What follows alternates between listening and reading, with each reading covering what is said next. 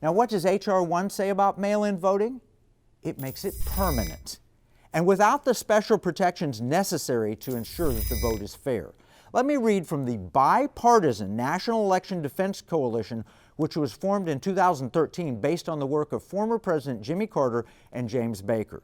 Here's what they said about mass mail-in ballots before the election.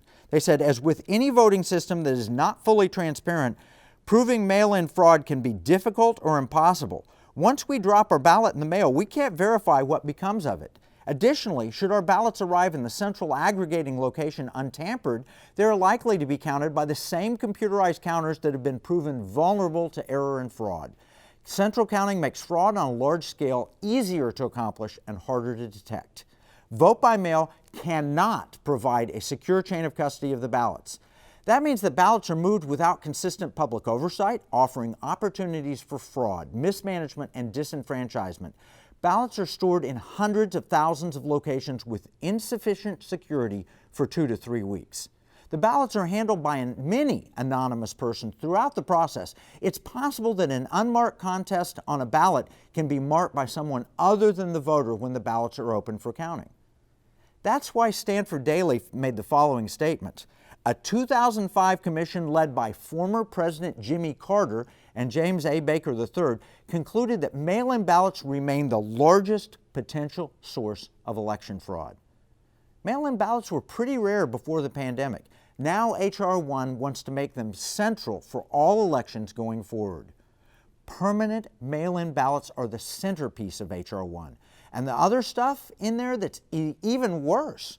Now, I'm a Native American by heritage and a citizen of a federally recognized tribe.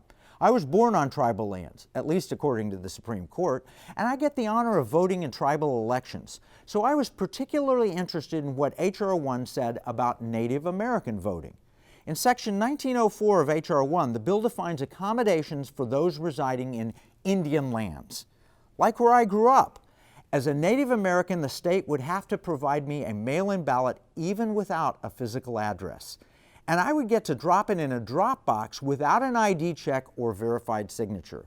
I guess the idea is that we Native Americans are too poor or maybe uneducated to cast a normal ballot, but I want you to contrast that with the procedure I have to go through to cast a mail-in ballot when I'm voting for the Cherokee chief or the tribal council.